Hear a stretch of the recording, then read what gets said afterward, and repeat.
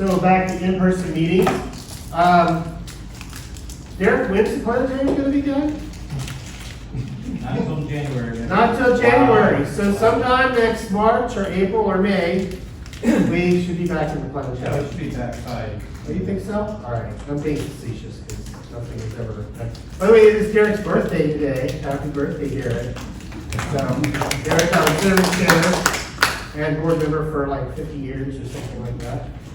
Okay, so we're going to talk. Also, thank you, Derek. This was going to be the Richard show tonight. We had a speaker fall through. We have other board members who are sick or couldn't attend. And I was like thinking this much about canceling the meeting. So thank you for coming out. Like I said, I hope we'll make it worth the while. And Derek has saved it from being the Richard show tonight. He's going to talk about what's up tonight and cover for John Pinto, who couldn't come. So I'm going to talk about nightscapes and stuff, and then we'll have a member Astrophoto showcase, and Derek is going to tell us what's up tonight if you get a clear night to go out and look. Coming up this month, Science Night Live at the Orlando Science Center. That is on June the 11th, Sunday at 8 p.m. Saturday, actually, that's the old graphic. Oh. There's a new one. There's a new draft. That's what I get. I thought June 11th, I wonder what day that is. And I go, oh, look, it says Sunday right there. So it must be, yeah. All right. That was my bad. Yeah. So, Derek, did you put a note on the planetarium by any chance, just in case anybody went to the wrong place for the meeting tonight? No, I didn't, but, Because I know our potentially future education chair is supposed to be here tonight, and I don't see her. So I wonder. I only got here because I wandered around until I found this building. I had no idea where this building was. Well, I stopped at the map out front of the planetarium and saw, oh, okay. there's the Need science center right signs, over yeah, there. need little pull-up signs or something we can put out that says, go that way. you know, I thought we were gonna have somebody at the thing on this side. I can stand outside and hurl around people. Okay, thank you. No, it's all right. Is there anybody here new tonight? New members? New member? No, I'm not a new member, but I just haven't, it's my first meeting. Well, that I've been counts. a member for a year, but. Okay. recruited. You got recruited? Yeah. By her? We're married. So Okay. I came in and I saw food and said, what are you doing? That's great. Food is a great way to get people to come. Do you guys want to introduce yourself? Okay. I'm Jane Sykes, and it's my husband Wade. Wade. Jane and Wade, well, welcome. Welcome. How did you find out about CFAS? Searched for astronomical groups. Okay, okay. So you were looking for trouble. Oh, yeah, I bought yeah. her a telescope here 3 years ago. Of course, I don't know how to work it. And she did not know how to work it. So the last couple of years, she's actually used it a little bit. Okay. But she's trying to find out how to really use it. So, Okay. so I said, find a club, and she did. Well, I'm there you a go. retired third grade science teacher. Oh, wow. This has All right. always been my pet project. Okay, good, good. Well, then, welcome to the club. I look forward to seeing you around, and I hope you learn lots from us. Anybody else? I see a lot of familiar faces. Yeah, The same situation, I've been a member for your first meeting. first meeting. The pandemic had something to do with that. But, Okay. I lived in Orlando 3 or 4 decades ago, just recently retired, and moved back from Raleigh to be near the grandkids down here. And Yeah. so, happy to be in the club again. I was in the club when it was infancy, in the 70s. Well, great, thank you. Glad you're here. Glad you're here. So the conference I was talking about where I got COVID was the Advanced Imaging Conference, which is astronomy imaging stuff.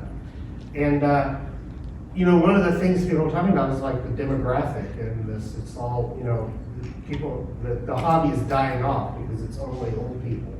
And I'm like, well, I don't know. For one thing, it's the Advanced Imaging Conference. There's not a lot of 25-year-olds who have the money or the time to put into high-end astrophotography gear. Well, I guess that's right. Plus, people are busy. I know when my kids were at home, if I could I did fine as a parent, I think. If I could rewind and do anything, we don't need to have soccer on Monday, Boy Scouts on Tuesday, Girl Scouts on Monday, and gymnastics on the next night. There's no time for anything, for being alive. So a lot of people, when they retire, it's like, no, the hobby's not dying. If anything, the hobby is growing. I know because I'm hardwired into the vendor industry, and everybody in the astronomy vendor industry right now is doing really, really well. So astronomy is experiencing a renaissance of sorts. It's not dying off because only retired people are doing it. It's like those are the people who have time to come to meetings and do things, or have the disposable income to buy a telescope. My first telescope, my wife bought for me when we were dating, and Does she regret it? boy, do I got some stories. But you know, it was what they call a trash scope. You know, she got it at Kmart, focal brand. You know, red scope, 60 millimeter, 700 power, terrible everything. But I made the most of it, and you know that I could. But you know, at that time, that was that was a lot of money. You know, it's a lot of money and I've got friends who are like, well, how can I get into astrophotography and only want to spend $300? Don't. Get yourself a Chromebook and go to the Hubble website, because you're not going to get into astrophotography for $300. It's an expensive hobby. And so it takes a lot of time, it takes a lot of money. So the demographic is not unusual at all. So we have a lot of mature people who have disposable income and disposable time to spend on it, you know, by and large. There's lots of exceptions. And we are seeing a lot of young people. You didn't know this was going to be part of the meeting, did you? Me lecturing you about the future of the astronomy hobby. But we are getting a lot of young people who are very interested. They're very interested in the imaging aspect, but not the kind of imaging that we traditionally think of. They just want to put a cell phone on an eyepiece and take some pictures and then share it on Facebook and Instagram and TikTok, and that is the growth market for astronomy right now. And I think that type of observing is about to go mainstream in a big way. Anyway, how did I get off on that? Well, if you put a nickel in me, I could talk about that. We were looking to see if there were any strays. Yeah, that's true. I was trying to kill Since time. you went there. Since I opened the door, come on in. I want to talk about something we're working on. So, you know, our meeting the other day, we talked about Shasti and I coming up with a poll, right, in the club.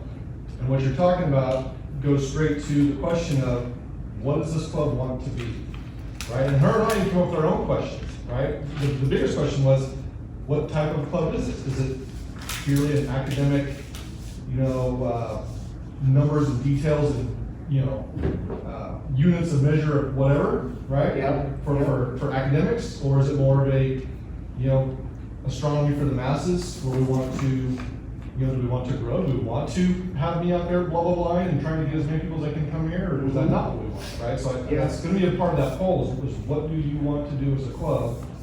You know, I think I have an idea what the past has been, right? What are we now? What do we want to do in the future? So That's excellent. Yeah. yeah, so we're working on that, some of those questions, but they kind of led to bigger questions. We're like, ooh, maybe we should discuss this before we send the poll out. So. Absolutely. And when CFIS was founded in the mid-70s, it's a fairly old organization. And when it was founded, it was a, you know, astronomical society. It was not the astronomy club. And you had to be vetted before you could get in. Like, you had to have some credentials and have a serious education, and you had to be involved in some kind of astronomy research. They were very big in the AAVSO, and that's great. I wish some of those members would come back and be involved in the science aspect. But over time, you know, that became less. There were less amateurs doing that kind of thing. And the club evolved into more of an outreach organization, astronomy education, going out to parking lots and schools and showing people the sky and trying to do something about the deplorable state of scientific literacy in this country. And I like, that's when I came along, was we were already in that stage. And I really liked that. But I don't run the club. I mean, I'm president, but you guys elected me and I won't be president forever. So, you know, the board is supposed to serve the will of the membership. But I would love to see CFIS, you know, our outreach was, you know, one of the best in the country up until the pandemic. And we've been set back. I mean, we used to, we're blowing out the planetarium, and we don't have a lot of people in here now. we're not used to meeting in public. There's still people who have concerns about COVID. So we have a lot of things we're struggling with to try to figure out how to serve the membership in a meaningful way. I think the outreach component is a great thing, but we also need to serve the membership. People with telescopes and maybe don't know how to use it, or they're using it but could use some tips to use it better. I remember when I joined CFAS, I mean, for a long time I would never say I was an expert in anything, but I'm definitely an expert in a few things now. But when I joined CFAS, the first time I ever collimated my telescope was at a CFAS star party, and one of the members here helped me with it. It was like I got a brand new telescope. I remember I was looking at M13 and it was like, oh my gosh, it's beautiful. It was a smudge before, and I can see it looks like it was amazing difference. We all start in the same place, and the club is here to help people grow and become more proficient. So, What was the term you just used? What you do the collimation. So what that is, thank you for calling me. If my wife were here, she would have done the same thing. What the hell is collimate? Oops, I have to bleep that in the YouTube video. Quit using them buzzwords. Collimate is the mirrors in the telescope need to be lined up just exactly straight in order to get a crisp image. If they're misaligned a little bit, you get a soft, blurry image no matter how much you try to focus. And so they make these laser beam things you put in the telescope, and they help you line up your mirrors. I've gotten much better at collimation since those days. But I didn't have a laser collimator. If I had one, I wouldn't have known what to do with it. I would probably put my eye out. But a member of CFAS was like, he came and looked at it and goes, your scope needs to be collimated. I'm like, yeah, I don't have a, here, he just, here, try it now. And I looked in there, it's like, oh, it's a whole new telescope. It was amazing. And that wasn't that long ago, 25 years ago? I've been in CFAS for a long time, I guess. Yeah. Maybe 30 years ago. Cheese and crackers. Wow, that's a long time. We have some people wandering in, apparently. Good, there's a couple, that looks like Elizabeth. All right. Any other open questions about CFAS before I start the program? I'm Yes. curious, prior to COVID, how many annual events would you say you had? We used to have 3 or 4 outreach events every month. The club getting it together just for members was we usually really only do that about once a month anyway, around New Moon or so. We would go somewhere. Some months in the wintertime, it would be more often. But usually it's around New Moon, and we would go to Geneva, or there was a really great place called Fervor, Florida that's closed down. It was a great place for camping. We would go down to Kissimmee Prairie Preserve. We would go to Chiefland and camp there. So we used to do it a lot more often. Derek could speak better to that. He's been our observing chair actually he joined like when he was 12. I'm not kidding. He's been around forever. So. I was just curious because I went down the YouTube rabbit hole the other night. Yeah. Ran into a Northwest Astronomical Society outside of Chicago. And prior to COVID, they were having 94 events a year Wow. for their, Wow. and they're I think they're under 200 members. Yeah. The great thing about the outreach events too is, like I would do one at Starbucks, and usually 2 or 3 members would come up and help me. And it was our opportunity to get together and look at what we wanted to look at. Yeah. And it was always more interesting to have people who had never looked through a telescope before to come up. So the outreach was also personally gratifying, to some extent. That's what I enjoyed with the ones that I've done Yeah. so far. Yeah. Seeing people get that first view. Yeah, it's great. And you run into people who are like, if the moon was real, you would see satellites fly in front of it. They said, yeah, we see that all the time. What? Yeah, people take pictures of it. Yeah. Anyway, yeah, okay. Anybody else new want to introduce themselves? Okay. Okay then, let me get to our main program. get that going. I'm going to talk about Nightscape photography. So some of you have known me for a long time, some of you don't. And for the benefit of the YouTube viewers, introduce myself. I'm Richard Wright. Hi. Member at CFAS for a very long time, maybe close to 30 years. I'd have to dig up some documentation. Moved to Florida a long time ago when my kids were, I didn't even have all my kids when I moved to Florida. So it's been a while, and they're all gone. So Richard Wright, longtime member of CFAS, long time amateur astronomer. What do I know about this topic or anything? I am a contributing editor at Stan Telescope, so if you're a subscriber, thanks. And I used to have a web blog monthly on astrophotography. There's about 50 articles by me on astrophotography on the web that are free that you can go get to. Look for Imaging Foundations from Richard Wright.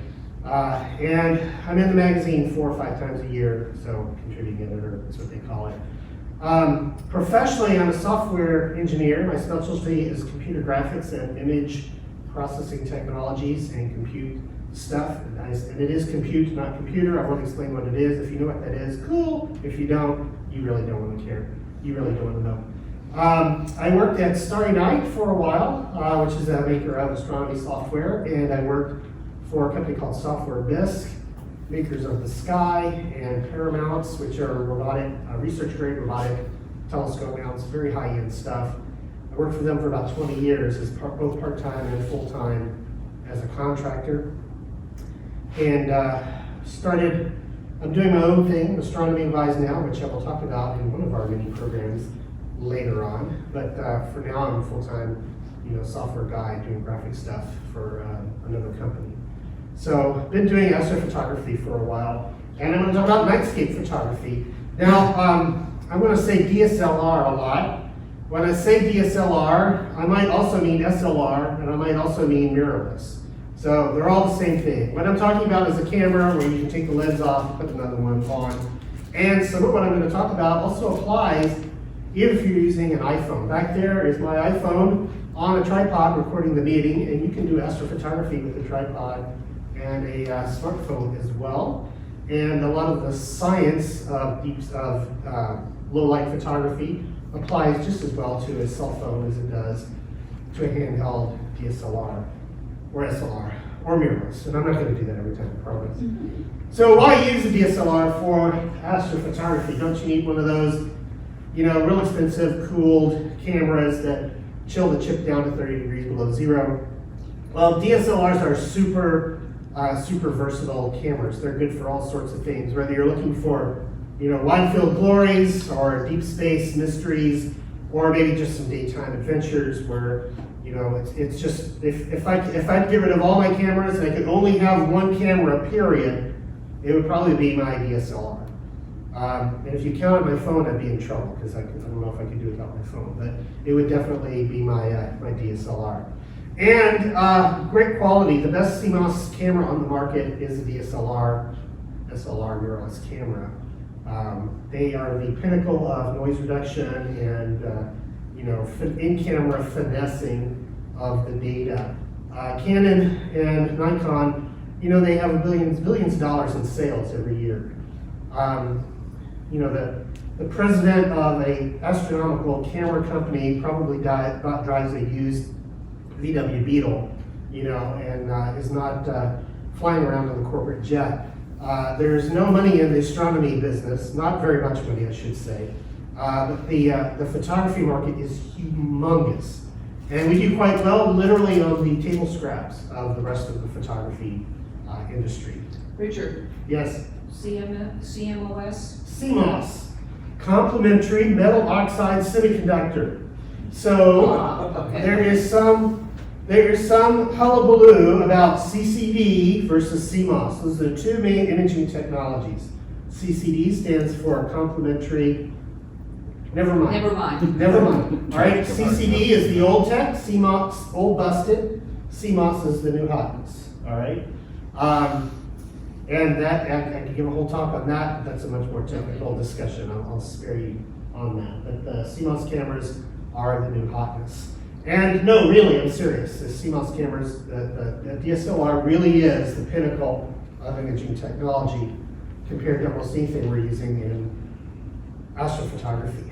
So, top long exposure secrets, because you can't just hold it up and take a click and get a nice picture of the Milky Way. At least not yet. The day is probably coming though. Learn to use your camera in manual mode, by the way, and in the dark. You ever seen those movies where the guy's blindfolded, he takes the gun apart, puts the gun back together? If you're in the army, in the middle of the night, in the dark, you need to put your gun back together or fix it, your life may depend on it. Well, if you're into astrophotography, guess what? It's gonna be dark where you're going. And, you know, I remember I got this new camera, I was so excited, I took it out, and it was so frustrating because I don't know what it is about Canon, but every time they release a new model, they have to move all the buttons around. And it's like, can't you? Okay, fine, it's more megapixels, blah, blah, blah. But couldn't you leave it's the same buttons. Couldn't you just left the buttons where they used to be? Learn to use it in the dark, because you need to learn to feel, find that knob, change whatever you need to change, and click off an image. And listen, I also taught a class on computer graphics at Full Sail University. Gaming technologies, all right? So I'm a teacher, 15 years, and I did it at a trade school, but still. I know a few things about learning. When you're frustrated, you're stupid. End of story, all right? Guess what? When you're tired, you're also stupid. You know what happens when it gets late at night? You get stupid. You get tired, and you get frustrated. Okay? It's a bad combination. No matter how smart you are, all right, myself included, it gets late, you're tired, it's dark, it's cold, you're hungry. Okay, there's that thing making noise over there, I don't know what it is. All right, so practice with your camera, everything you can do so that you're more comfortable in the dark using it, the better off you're going to be. One of the most important things to invest in is a good tripod. Because you need to you can't hold the camera still long enough to take a long exposure image. The new smartphones are pretty cool. They'll take a whole bunch of images as you move around a little bit, and then they'll stack them for you. That technology may come to DSLRs one day. We'll see. A tripod is a necessary item. A cheap tripod, what happens is you get your thing framed up, and you let go of the tripod, and the camera goes. And it just needs to move a little bit. And so you get used to the fact, overcorrect. Take it up higher than I want so that when it flops back down, it's where I want it to be. Again, frustration makes you stupid. All right? Spend an extra $50 on the tripod. You'll be glad you did. Timer release. When you push a button, it moves the camera. Okay? Moving cameras do not take sharp images. So you want one of those cable releases or a camera with a built-in timer, so you can set the timer and then let go and go beep, beep, beep, beep. Start taking the photo for you. That's critical. If you have a DSLR, and you might, there's nothing wrong with DSLRs. You do not have to have the latest, greatest. But a DSLR has a big mirror box that goes up, thunk, thunk, thunk, thunk.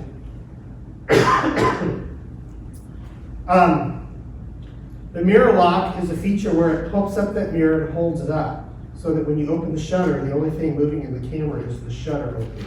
Now there's some debate among astrophotographers. I never need it. You know, it only jiggles for a second at the beginning of the image. That's not really going to hurt anything. Well, then just do this to your camera the whole time it's taking an image, because it's just jiggling for a second. No, don't do that. Maybe it depends on your tripod head, maybe it depends on how wide your angle of your lens is.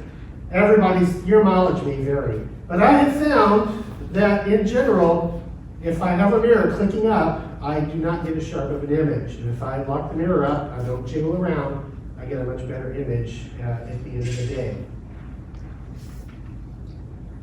Most cameras cannot focus on a star field on the Milky Way. So find yourself a bright star and zoom in on it with the cameras. Remember I said learn to use the camera in the dark? This is one of the reasons why. You're either looking through or you're looking at that little LCD, and Like there's Jupiter or Sirius or something is bright in the sky. Point it towards that, zoom in on it, and then adjust it so that that star or planet is as small as possible. It'll get small and then start getting bigger again. Small, bigger again. Make it small and leave it there. Sometimes it gets small and you're turning and it doesn't really change. And you're like, well, I can move quite a bit and it's the same. So is it in focus?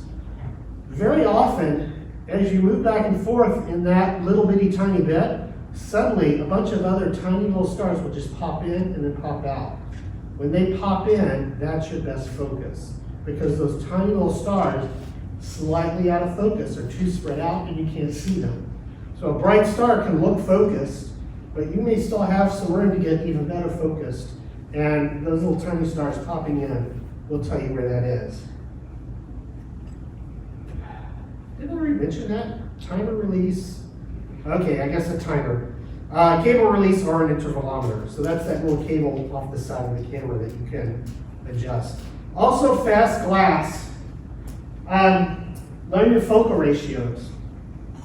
So when you see a camera or somebody say, well, you know, how fast is that lens? f4, f2.8, f10, f1.4. What does that mean?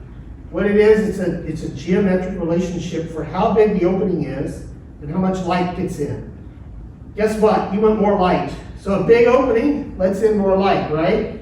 Okay? So, and the F numbers, the smaller they are, that actually means the bigger the opening in relationship to the focal ratio, the focal length. So f2.8 lets in a lot of light. f1.4 brings in even more light. I'm going to show you a trick during the mini program to see how much more light f1.4 lets in versus 2.8. But the faster the lens, the more light that comes in. With a 2.8 lens or 1.4 lens, you can take a picture like this on a tripod without any tracking. In fact, that tripod and my 1.4 lens took this image in like 10 seconds. No tracking needed because you're so wide angle.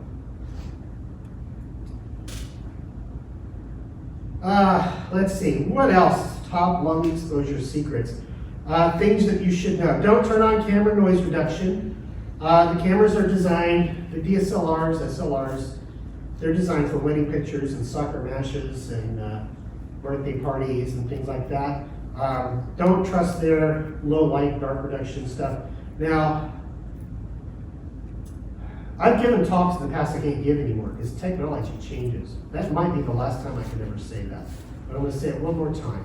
Don't trust the camera's low light, dark reduction. Turn off basically all the image enhancements. Shoot RAW, not JPEG. The RAW files are much bigger, but they're much more, you can play with them more in post-processing. So post-processing is where you take the image off the camera and you monkey with it with Photoshop or Photoshop RAW or Canon's tools or Nikon's tools.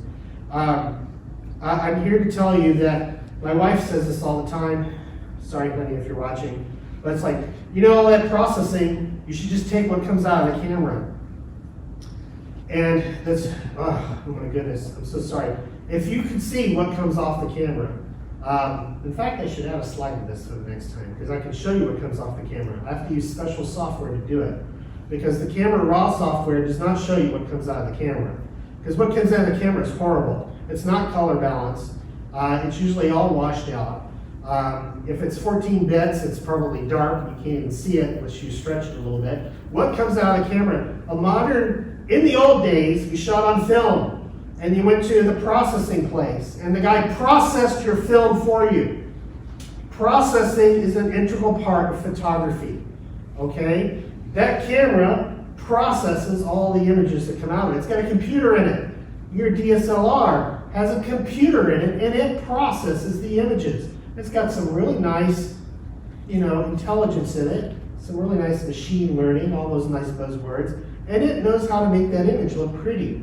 And it'll make it look pretty for you. All right, it's been processed already. If you want to do low light astrophotography, you usually want to do a little more processing on top of that. But all that is more processing on top of the processing that's already in the camera. What comes out of the camera is horrible. So you're always going to do a little bit of processing. Why am I preaching on this? Because JPEGs do not process very well. There's not much you can do with a JPEG. A JPEG is a baked-in wedding photo, a baked-in soccer game birthday party photograph. It's not, a good deep sky image. You want a raw file so that you can tweak it and move it around. Most professional photographers don't shoot JPEG either. If they do JPEGs just so they can give the client previews of the final image. But the final image is always processed for raw. Same thing for white balance. Don't worry about white balance.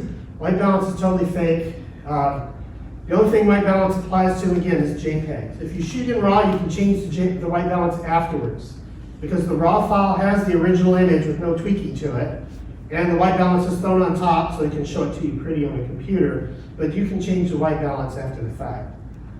And this is probably the most controversial statement, is that ISO is a lie.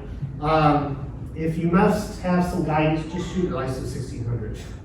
And I'll talk a lot more about what ISO is. It is, by the way, ISO. It's not ISO. ISO is Greek for equal. Anyway.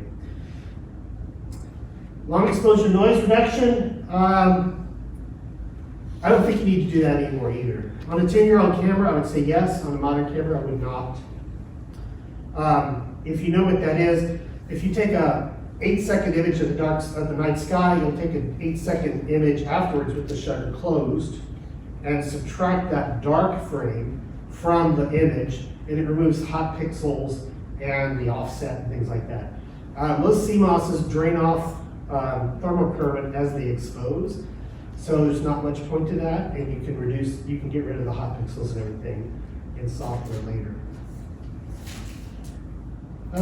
Let's see, getting focused at night is tricky. Live view works at night, turn it on. Focus assist will work on stars if you have fast glass. That means if you have a fast lens, so your f2.8 maybe, your f1.4 definitely, you can literally focus on the Milky Way. It won't autofocus, but the little focus assist, which is, a lot of cameras have a little thing here telling you how focused you are, that will get you close. You should really still increase the zoom on the back, zoom in on a bright star, and make it as small as possible. And as I said a minute ago, if you've got a range where the star bright thing doesn't look like it's getting any smaller, you'll see the other stars suddenly pop in and disappear. And it's because out of focus you can't see them at all, and then suddenly they will show up when you're at as good a focus as you're going to be able to get. How long should you expose? Basically, as long as you can. Light is key. Open wide and expose long. So if your camera, a fast lens, again, has a large aperture, it lets in lots of light, and you're going to get a nice clean image with lots of signal that you can work with later. Expose as long as you can before the stars start to trail. If you can't expose too long on a tripod when the stars start to trail, they make star trackers starting at $300 up to $1,000 for something to put the star on, and it rotates, you polar align it, just like an equatorial telescope, and it'll kind of track with the Earth so that the stars don't get trailed, and you can expose for a little bit longer, just like if you had a telescope. Watch the histogram. This is called the histogram. A lot of cameras will display this on the back. It may not be there by default, but if you wait around through the menus, you can figure out how to turn it on and look at it. If you take a short image in the dark, all the hump will be way over here. If you overexpose, the hump will be here. A well-exposed image has got a hump in the middle.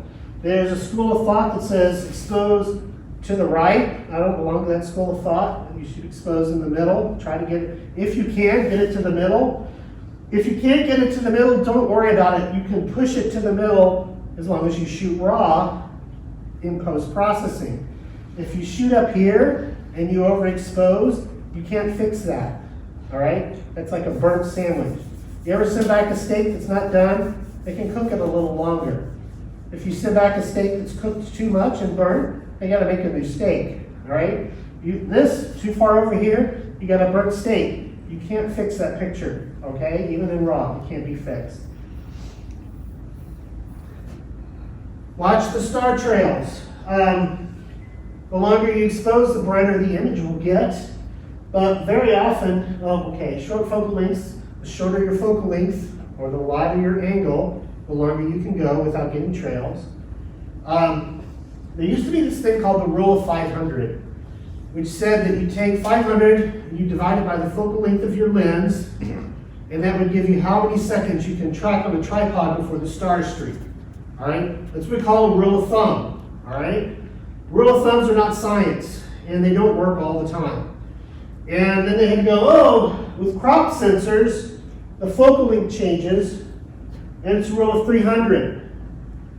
All right? Let me tell you something. Changing the size of the sensor does not change the focal length of your lens. All right? Lots of very talented photographers will tell you that. They went to art school. Don't mean anything offensive by it, but it does not change the focal length of the lens. And the reason that happened with crop sensors is because the crop sensors had smaller pixels. Not because the focal length was any different, not because the sensor was any smaller. It was because crop sensors had tiny pixels. And of course, guess where we are now? Even big sensors have tiny pixels. So if you buy an old full-frame camera, it has giant pixels, like 9 microns. If you buy a brand new full-frame camera, it's got tiny pixels, 3 microns. All right? You don't know what a micron is, but you know that 3 is less than 9, right? Okay? Tiny, tiny pixels. All right? So, and here's the other thing. It depends on where you're pointing in the sky. If you point to the north, the stars don't move as fast. If you point to the south, the stars move faster. They're not really moving faster, but it's on a sphere, and so, yeah, you can expose longer in the north than you can to the south.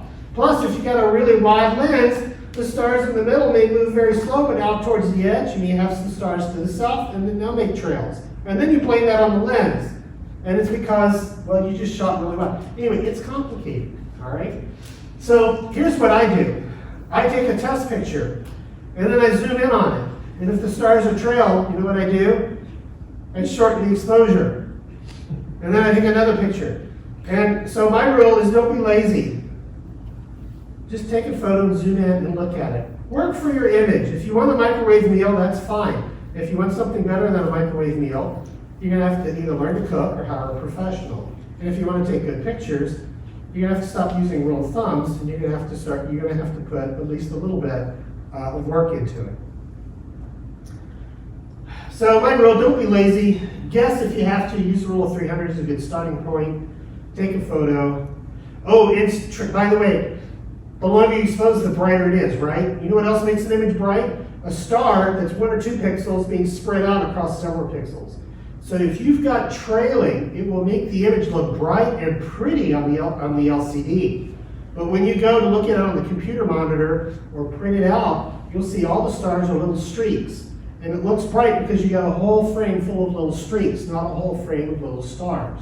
So tracking is very important. It's better to underexpose and work on it later in RAW, or take several images that are short and combine them. Who knows what the word for that is? Stacking. Stacking. So whenever you see people talking about, did you stack that? That means they took 10 5-second exposures and stacked them all together. And what that does is it reduces the amount of noise, and then they can aggressively process it in their tools later, and they can get a nice bright image that doesn't have a lot of noise in it. You can always make an image brighter. You just drag that little slider over, woof, it's super bright, and it looks like terrible because it's got all kinds of noise in it. So the longer you expose, the less noise you get, the more you can drag that slider over, and it won't look terrible at the end of the day. So, just some technique, or some artistic ideas before we get into the math. There will be math. Star trails, take a bunch of images, stack them, and you can get, nice, interesting star trails. This is looking south from the Florida Keys. This little hump right here is Havana, Cuba. A good trick for that too is to set your camera for like 30 seconds on with the cable release and just lock it. And that way it's like holding the shutter down. It'll take 30 seconds, then take 30 seconds, then take 30 seconds, then take 30 seconds, and then you can stack them all later. You can also get what's called an intervalometer, and you can program your camera to take or 1 second. These are 2-minute exposures. Take 2 minutes and take another 2 minutes. And do that for 3 hours. 3 hours later, it's gonna take a long time to process this on your computer, by the way. DSLRs are way sensitive. This is not that great because it's light in here, but that's a comet. That's a 3-second image from the street in front of my house. There's daytime astronomical things or weather-looking things. Sundogs, which are these little rainbows out next to the sun. Got out of the car in the parking lot at a restaurant and said, wow, look at that moon. Venus is in there too. I can't find it. It's somewhere near the moon. But Venus and the moon are both in that photo. The best camera you have is the one you have with you. All kinds of interesting things to shoot at night. I saw some photos from the Geneva event, and the Sharife had some pictures of cloud lightning. Put something in the foreground. Maybe we should turn the lights up. That is not the light. Oh, there we go. Much better. Oh, that's better. Don't go sleep on me. Put some things in the foreground. You know, a picture of an astronomical target in the middle of the frame is not terribly creative. Don't give up to clouds. Sometimes clouds have a little bit of mood to it. There's an observatory with Orion and Taurus and the little Pleiades up there in the corner.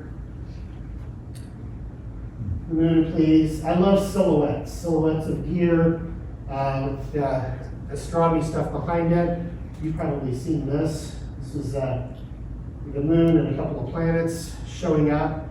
One of my favorite trips ever was in Haleakala on top of the world. I love this time of night. You can shoot aurora. Again, silhouettes with people in it. This was the award winner, used in some advertisements from Software Biz. Take pictures of people taking pictures, which is pretty cool. Look,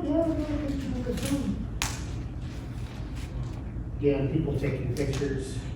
Some little thing in your object, just kind of it tells a story. Besides, just here is a photo of the sky. Something in the foreground to add some interest to it. Here's another phenomenon that new cameras will pick up. The first time I ever got this green crap in my picture, it's like, look at all this sensor noise. And I used my mad Photoshop skills to get rid of all that green sensor noise. That is not green sensor noise, that is sky glow. And you can only capture that at the darkest locations. This is at the Grand Canyon State Park. This is ionized oxygen cooling off in the upper atmosphere, releasing green light and some of that magenta light as well. And a lot of cameras will pick this up very, very easily now if you're at a dark sky location. So don't process that out. It's not as pretty as you might have wanted, but it is there. And this canyon, by the way, is lit up by starlight. This was about a 30-second exposure. You can see the stars are a little bit elongated. But this canyon, it was black as coal looking down in there. But a 30-second exposure, you can see the whole canyon. All right. Now it's time for the nitty-gritty. Good time to say, any questions so far? I'll throw out a couple of recommendations. Yeah, I'll take those If you're too. going to do extended exposures, bring the batteries. Yes. Because your camera will chew through them. And the cold weather makes your batteries last even less. Especially if you're shooting Sony. What's that? That it goes through batteries fast. I said, especially if you shoot Sony. If you shoot, oh, Sony? I shoot an older Sony. Oh, okay. That just heat them up. Yeah, yeah. Another tip is the discharging battery generates heat, and so it can warm up the camera. I like to put, when I put a DSLR on a telescope, which I don't do very often, I'll run an AC adapter, and the AC adapter to the camera, you can buy that kit for your camera, so that you don't have to have a battery in the camera. Of course, then you have AC power, or a big battery inverter, and you have the same problem. But in the older cameras, a discharging battery will warm up the camera too. Okay, so a few things you need to know. We have normal photographers interested in getting astrophotography. We have astrophotographers interested in getting a DSLR and exploring the types of photography. And you are always going to be on a tripod or a sky tracker of some sort. Long exposure photography is doing water blur or city night shots. Astrophotographers, oh, okay, now I see what I'm saying here. You know, if you're a regular daytime photography, long exposures means, you know, shooting for a second to get the blur on the waterfall. And astrophotographers are like, hold my beer, I need to expose for 3 hours on this galaxy. So, astrophotography is basically really low light imaging. A 10-second exposure beyond nightscapes is considered short. And of course, this requires specialized or superior understanding of light and noise issues beyond what you might know as an artist. Some techniques and ideas are a little counterintuitive, and some terms are befuddling to newcomers. Very few daytime photographers actually understand white balance or ISO properly. I've seen a lot of daytime photographers who don't know that white balance is just embedded in the raw file and you can change it after the fact, which really surprised me. And a staggering number of people do not understand how ISO works. And, all right, so many good fixed daytime photographers come into astrophotography, think they know what to do, and their knowledge gets them in trouble. So let's talk about ISO. Who doesn't know what ISO is, or ISO? So many cameras have a setting on ISO, 100, 200, 400, 800, 600. And if you started photography when I did, film used to come that way, all right? And ISO 100 film would be great for bright outdoor stuff. But if you're at the circus under a big tent, you're gonna want ISO 1600. And the reason is, the higher the ISO, the more sensitive the film was. So the film is literally more sensitive to light. So very little light would trigger a response on a high ISO film, and a very little light would not trigger a response on a low ISO film, like ISO 100. Well, we have ISO, we have aperture, we have exposure time, and we call that the imaging triangle. And everybody who does photography knows how to manipulate that image triangle. Along come digital cameras. Digital cameras, an image sensor does not have an ISO. It has a set sensitivity, okay? End of story. When you get it cold, it doesn't get more sensitive. It just reduces the heat noise. But even that doesn't make it more sensitive. You can't pump more electricity into it to make it more sensitive. So ISO is completely fake. It is a simulation of old ISO film. And sometimes the simulation gets in your way of getting the best results. Now there is something called sensor gain. I'm not ignorant to that. Sensor gain can technically improve the sensitivity because it lowers some noise and very faint things will show up, but it doesn't really make things actually brighter in a real sense. It doesn't actually boost the signal above what the chip detected in the first place. You can adjust ISO. In fact, if you shoot raw, you can adjust the ISO actually after you shoot the image with raw software. You can take the exposure slider and drag it back and forth, stops, and it'll change like the ISO. The problem is, the ISO is not just 100% fake, it depends on your camera. They do scale the image in the raw file, and the ISO can destroy some of your data, or it can save some of your data. It depends kind of on how old your camera is. So, this is where we get into some deeper water. I hope you're all Dr. Who fans. It's an astronomy club, right? All right, so you can have your opinion of how a microwave works, and there's always somebody afterwards who wants to have a word with me that doesn't make it right. I feel like there might be a great barbecue chef who cooks on gas, and he thinks he understands how microwaves work, and he's had good success using a microwave a certain way, but he does not know anything about microwaves or how they work. He's an expert at what he does, but he's not into that. So I'm going to give you kind of the science of imaging little tutorial here of how this actually works. Not artistic, best rules, not artistic when I do it this way I get pretty pictures. This is the science of how imaging works and how we get a clean data that we can work with. There are many sources of noise in our images, not just one. Read noise is noise from the electronics.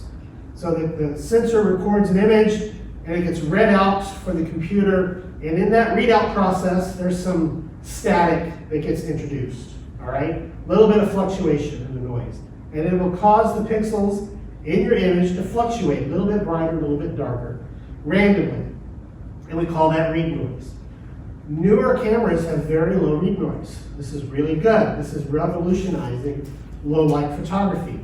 10 years ago, most cameras had horrible read noise. 20 years ago, you wouldn't even shoot low light with a CMOS camera because the read noise was so horrible. It would totally swamp all other considerations. There's also something called shot noise. This is the random scattering of the signal.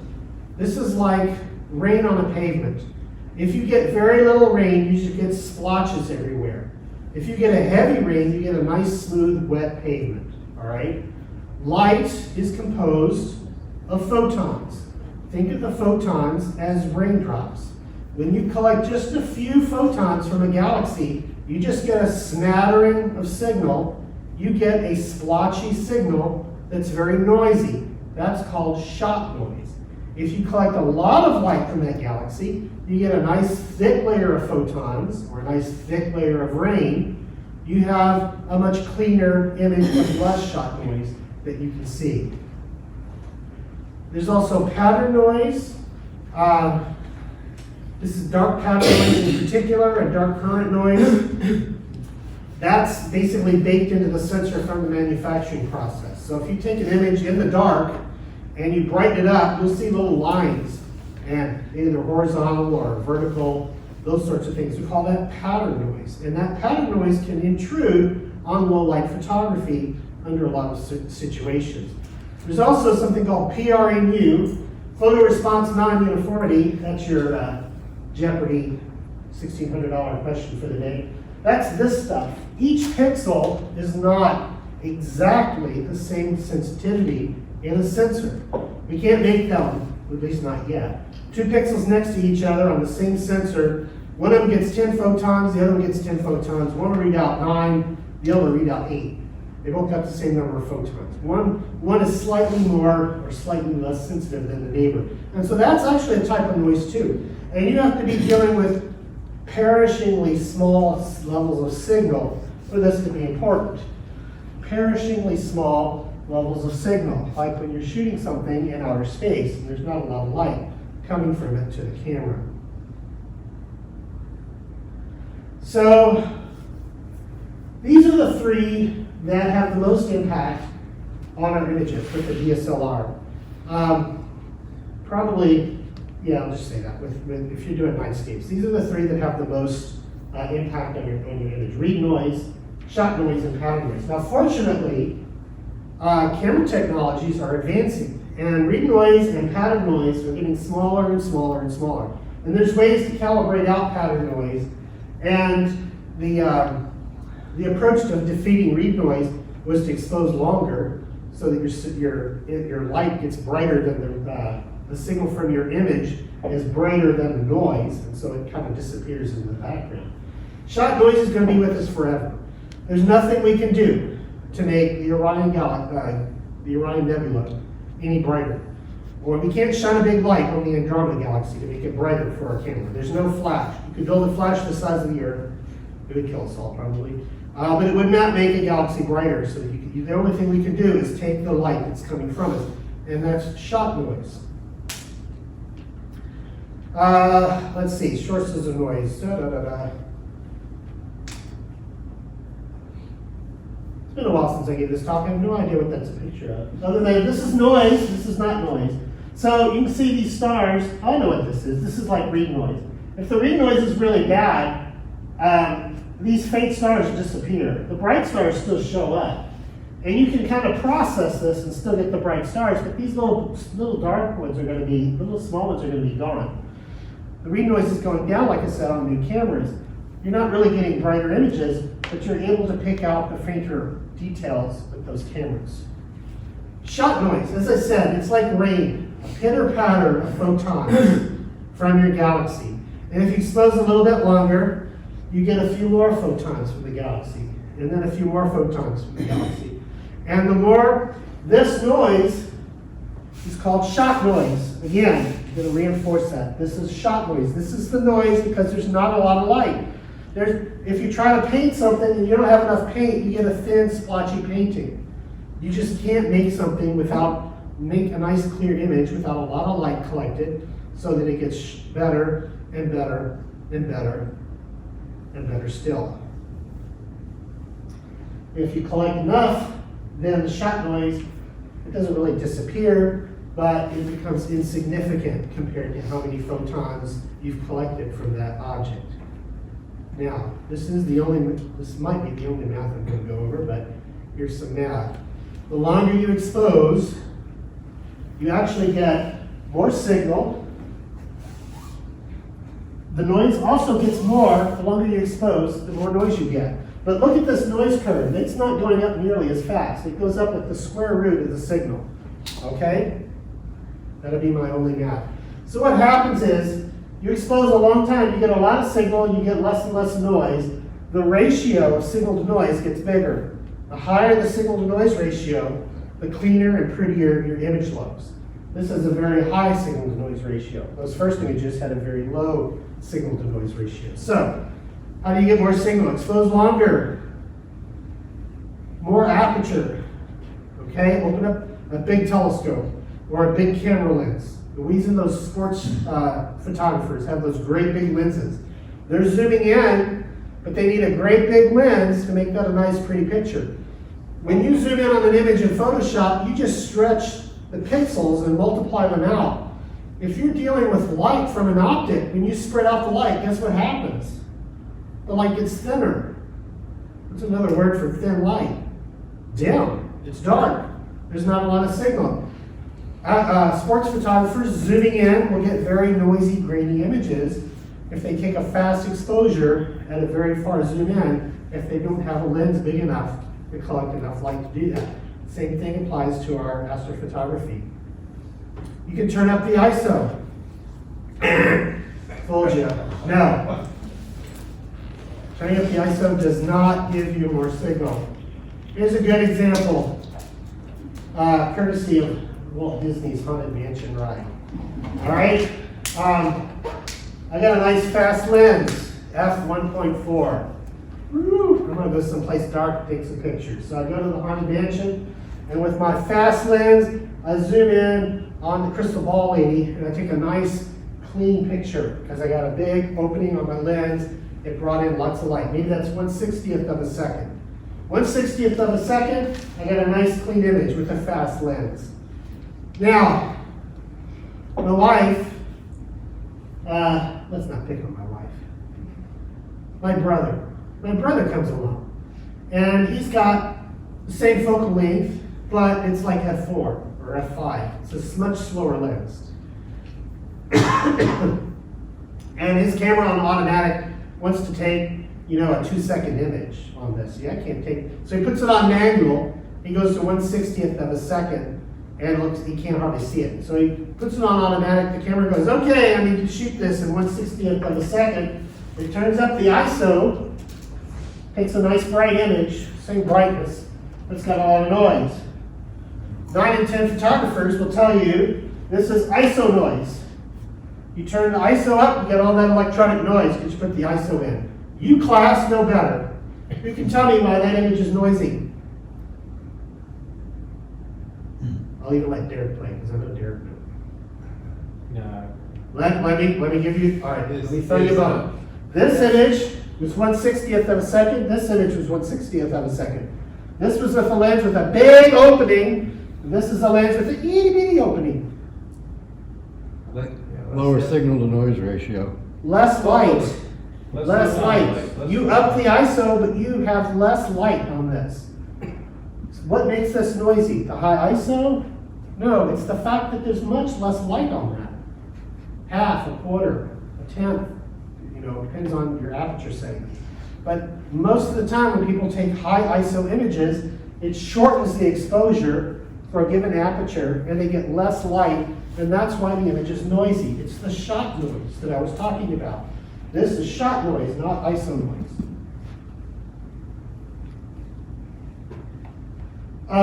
In fact, here's an interesting experiment If you have an older camera, you can go out somewhere, and this is actually a Nightscape image I shot on a tripod, put it on manual, same exposure, set the ISO the same. 100, ISO 100, ISO 200, ISO 400, ISO 800. Which of these images has the most noise in it? I know you know the answer to that. Yeah, 100 has all the noise in it. Well, that's a low ISO. That should be a beautiful, clean image. Well, the exposure time is the same. So if the exposure time is the same and the aperture, the amount of light you let in is the same, why is the ISO 100 so noisy? It's because the camera sensor noise and the dark pattern noise is showing up in that low ISO. The reason they all look the same brightness, you take it into Photoshop Raw and you can adjust the exposure right here. So you take the ISO 800, the ISO 100, I had to brighten up the ISO 100, brighten up that one to match the 800. So this is like the normal one. These I had to brighten after the fact. Same length of time, shooting at a higher ISO, I got a cleaner image. That's on an old camera. It was a Canon 5D Mark III. New camera, they all look the same. Actually, they don't look exactly the same. This is a EOS RA. You can see the difference between these two, and that's it. After ISO 200, they all look the same. That's called ISO invariant. That means it applies a little bit of sensor gain down at the very bottom, and then past that, they're all the same. It's just basically multiplying the number in the camera. You can shoot in any ISO you want, and then drag that slider to where you want it to be. So, if you can shoot at any ISO I want, what's the secret to getting clean images?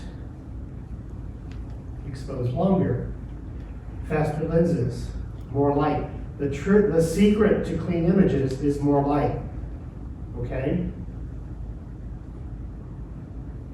So, top points. Get a good tripod. Yes, I'm about to put you out of your misery, don't worry. Get a good tripod. They do not sell these at Target and Walmart. But anything's better than nothing, all right? I was on the road once, car got broke into, it stole all my stuff. Went to Kmart, went to Target, sorry. Bought a camera, bought a tripod. It was better than nothing. Light is key. However you do it, gather more light. Take lots of exposures, put it on a tracking platform. But more light is the secret to getting clean data, not fiddling with the ISO settings. Don't obsess over ISO. Get more light. Whatever you can do to get more light, the easier time you're going to have processing your data. That applies to iPhones and DSLRs and cool cameras, no matter how you're shooting. Experiment with your camera, find the best ISO, take it out in the dark, take a bunch of images, keep the aperture and the exposure time the same, vary the ISO, take it back, stretch them all in your raw processing program so that they're the same brightness and see what happens to the noise. You may find they all look identical. Or you may find that increasing the ISO lowers the noise to a certain threshold up to a point, and then there's no more gain. If you crank the ISO all the way, you lose what's called dynamic range, which means you lose some of the ability to finesse between tonal ranges in the image. Once you know, stick to it. Don't crank it up to get a brighter image on the LCD. You'll kill your dynamic range. Okay, that's what I was talking about. And shoot raw. Shoot raw. Shoot raw. Shoot raw. Questions? I'll turn the lights back on. Yes? So if you have an iPhone, you select RAW on the phone. Is there a way to? You have to. If you have an iPhone, there's a program called Manual, and something called Pro. Look around on the App Store. Apple won't let you do it by default, but there are apps on the App Store that will take raw images with the iPhone. I have one, but I'd have to stop the recording to look it up and see what it is, because I haven't used it very much. And the same thing on the Android. Android, there's third-party apps that will let you shoot raw on your Android phone. Most Nightscapes wouldn't require the tracker. The tracker is gonna be more valuable if you're really trying to get, deep sky images. Yeah, if you want to go deep on a Constellations. constellation, you want a tracker. But if What you're- happens with the tracker is, you can go longer, but it's tracking, and like the fort in the background, whatever you're shooting against, is gonna be blurred. So one thing you can do is you take one image of the foreground, then you take a longer image of the stars, and then you combine them later. You've got a nice clear image of the fort, or whatever the foreground is, and then you've got a nice deep image of the stars that you can work with behind it. And that's Photoshop techniques that I can futz my way through, but I'm not qualified to teach at this point in time. Derek might actually be better at that. Yeah, there's another technique, multi-stacking, where you don't have a tracker. You can take whatever your lens you're using, figure out obviously the maximum amount of exposure you can get before you start getting football-shaped stars or trailing. Yeah. And then you take a series of 10 or 15 images, and then do 2 stacks in Photoshop or Lightroom, where you stack on the ground, you stack on the sky, and then you blend them together. But it's the same technique. You're doing the same thing as if you were taking a tracker, but like what Richard said, when you're using a tracker and you're doing, say, 2-minute exposures, you're letting in more light. So by doing the multi-stacking, what you're doing, you're just compounding the amount of signal per, you're adding extra pixel stuff. You can take 5 1-minute exposures or 5 30-second exposures and just add them together, essentially. I'm oversimplifying a little bit, but you just combine them all after the fact. Of course, the stars are moved, so you've got to line up the stars. Yes. But there's software that will do that for you. And you can line up the stars, you get a blurry foreground, and you can say stick to the foreground. And then you get an image with blurry stars and good foreground, an image with good stars and a blurry foreground, and then you combine them. It's a little bit more tedious in the post-processing side, but the results are pretty good on both sides. And the nice thing about using a tracker, opposed to that method, is that you can stop down the aperture a little bit so you can get a much clearer image throughout your field of view, opposed to a lot of these 1.4 lens, there's a few that, especially like cheaper lenses, you get very, very distorted edges. You can also defeat that by doing a panorama. So you take multiple shots and then crop it down and clean it up that way. So there's a couple of other methods you can do. That's, Richard said, it's more advanced techniques that's not the purpose. Those fast lenses, a lot of times, the middle will be good, down at the edge of the stars will be, they call them seagulls, or there's all kinds, or chromatic apple, there's all kinds of things that can happen out at the edges. I like to shoot wide open and just crop out the middle, and like Derek said, I'll take 2 or 3 pictures, crop out the middles, and then line them up later in Photoshop to make a larger image. So when you're speaking of Photoshop, is that what's on my desktop computer, or is that something I need to go get? And is it very user-friendly for novices? Nothing is user-friendly for novices. Okay. If you've never seen a calculator before in your life, it's mystifying. Yeah. And Adobe makes Photoshop, there's a monthly subscription. I think the plan started at $10 a month. Is Lightroom still a thing? Lightroom is still a thing. Yeah, I recommend that as a Photoshop for your. Yeah, a lot of photographers prefer Lightroom over Photoshop. Yeah. It's made for photographers by photographers, where Photoshop was made by graphic designers, and it can do photos. Okay. This is true to a certain extent, but once you get into more advanced post-processing, Photoshop is better than like. Photoshop has a lot of, you can script I'm and gonna do a tell you lot right of now, automation. Lightroom is great for the initial process. Okay. Yeah. And Lightroom is, at the end of the day too, Lightroom probably more important. It's more user-friendly. Okay. Yeah, and there's lots of YouTube videos to show you how to use it. Well, But actually that's for- also not the only game in town either, but it's what I use. I think it's what Derek uses mostly. So that's the tools.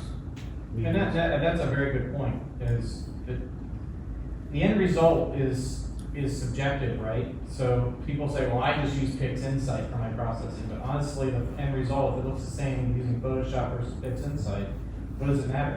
Whatever you're most comfortable with using. Yeah. Obviously, there are some advanced things in PixInsight that. I'll go out on a limb too. If you're doing Nightscapes, PixInsight is not the tool to reach Right. for. That's, yeah, that's. I'm just using that as a. But, just but the best tool is the one that works the way you think. And I'm not, some people are more artistic or more visual, some people are more analytical or numerically inclined, and, yeah. That's the great thing about photography. He gave you all the rules, right? Here's how you gotta do it right. But when you start getting artistic, you kind of throw those out the window and you start doing other things, right? But you gotta kind of understand those fundamentals first before you gotta know the rules before you can break the rules. Yeah, I don't like to teach processing. I've got friends who teach processing classes. Other than some very basic things that everybody needs to do, it's too subjective. There are things that I like to do that work well for me. It may work well for you, it may not. But I can tell you one thing, I know about shot noise, and you can't argue about shot noise. This is the physics of light. There's no opinions about the physics of light or how sensors work.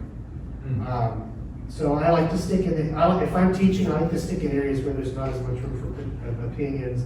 Or if I have an opinion, I'll try to say, in my opinion, this is definitely better. In my opinion, Lightroom is probably a better tool to start with than Photoshop. But I use Photoshop, but I've been using Photoshop for 20 years, so. Yeah. And like I said, a calculator app is befuddling the first time you look at it. I've seen a lot of people, they're like, Photoshop is so easy. When I went to PixInsight, it was so complicated. Like, do you remember 15 years ago when Photoshop came out, how damn hard it was to use? It's complicated. And my wife's got Photoshop, she can't figure it out. It's easy, intuitive. Well, yeah, it's like, if you need a lesson in that, take a teenager out and try to teach them how to drive. All right? You do it, you can drive half asleep. All right? But when you're a teenager and you've never driven before, oh God, that's it. All right? And it's the same way with anything that you're learning. Same thing about astronomy. I don't know how to calibrate my telescope. Like I was talking about at the beginning. All right. What are we going to talk about next? Member Astrophotos. So this is from Mauricio. Oh, yeah.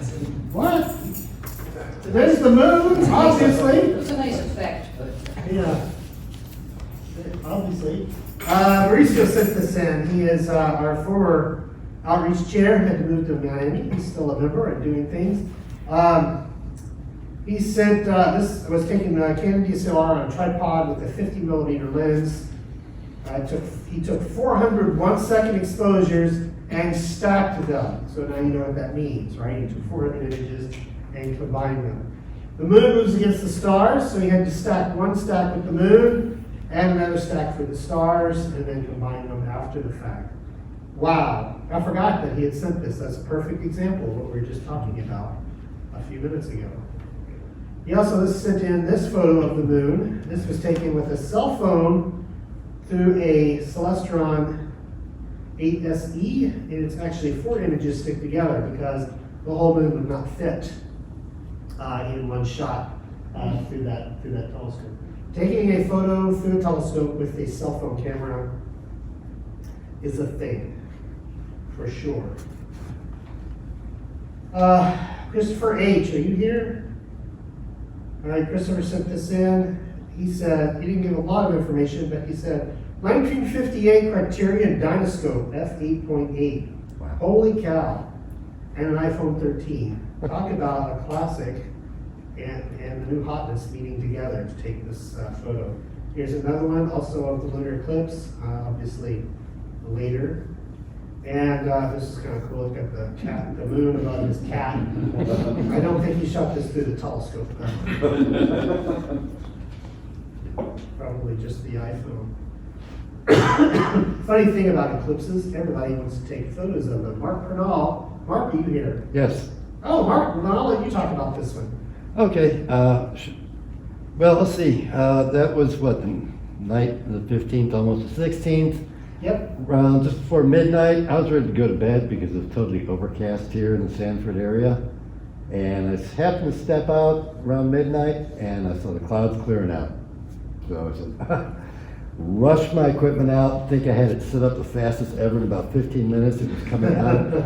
The moon was coming out, starting to come out of totality. That's why we see the orange in the lower right-hand quadrant.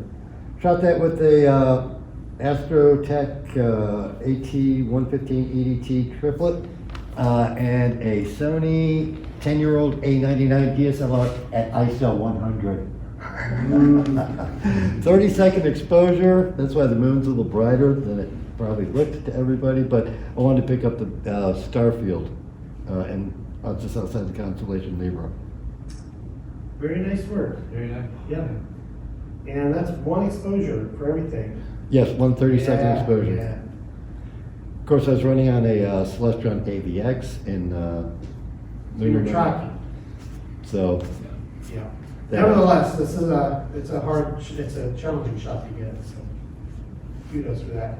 Here's another one from you as well. that was just the other night. That was, I've got an older Celestron C6R 6-inch refractor. Oh, I had one of those once. Yes, the moon bazooka, backyard cannon. It's just a doublet achromatic, but to avoid, it's a let's see, what is it? One's a F8. It's 1200 millimeter F8. So you get a little chromatic aberration with it, but what I did was I created an aperture to put on the front of the objective, and it took me down to F17.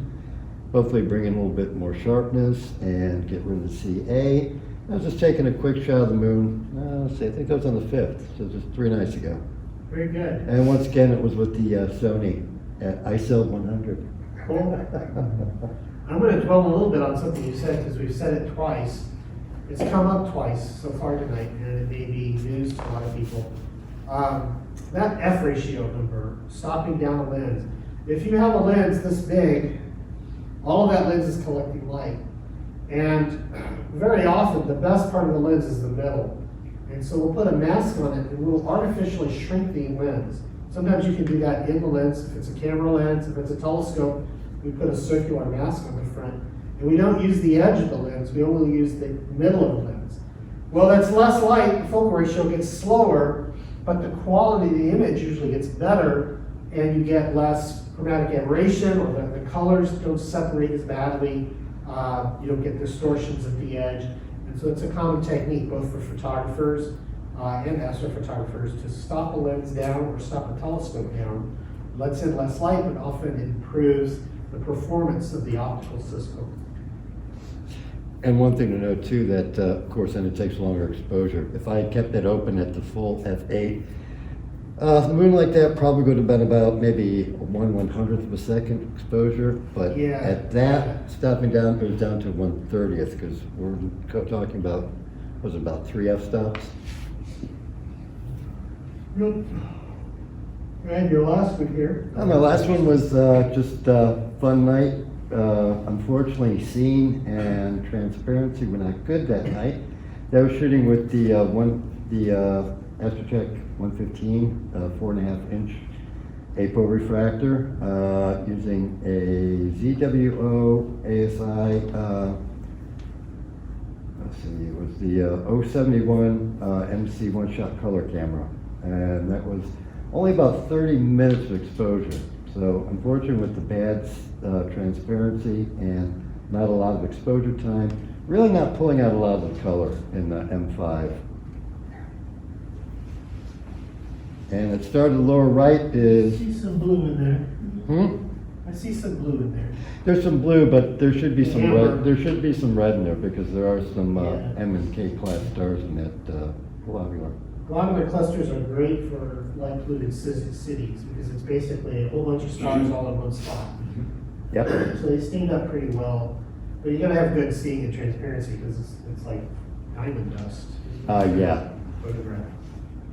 And then the Leo triplet, which is the Leo triplet is a cluster of 3 galaxies in Leo the Lion, and So that was my very first photo back in my film days about 15 years ago, my first shot of the Leo triplet. yeah.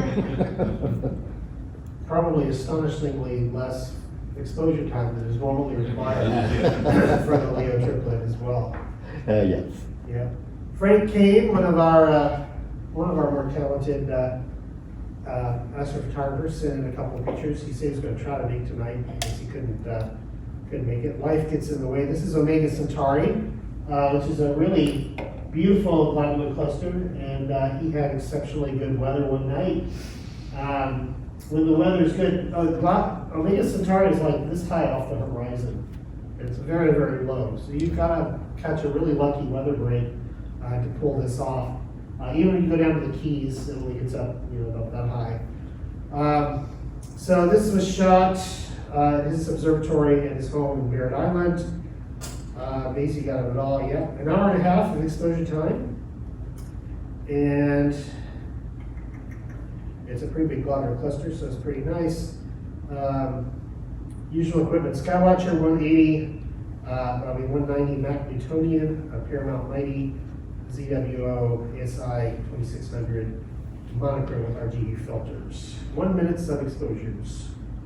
So he took a whole bunch of 1 minute exposures and stacked them to make this, which is what most of us do. Here's another globular. This is in 13 in Hercules from Frank. And he sent in his URL, which he's got a nice, what is it, boldlygoing.com, boldly-going.com. He's got a website with lots of his astrophotography on this slide. All right, next is John Starr. Are you here, John? Yes. Oh, please tell, you sent a couple of nice images. Yeah, so this is the sun. Right, we're familiar with this target. So this is a 4-panel mosaic. I used a little doublet EvoStar 72E, ASI 174 mono. Used auto stacker, fire capture, and you have to help me, Richard. The name of that other program is like IMPPG. Oh, yes. Yeah. IMPPG. Richard wrote an article on it, and so I found it reading that article, and it's just fantastic for processing the moon and the sun. So I use that in Photoshop. And what's really cool is there's a lot of activity going on in the sun right now, so it's kind of fun to process that. Now, full disclosure, this is an inverted image. So I inverted the white and black, so to pull out sort of that detail.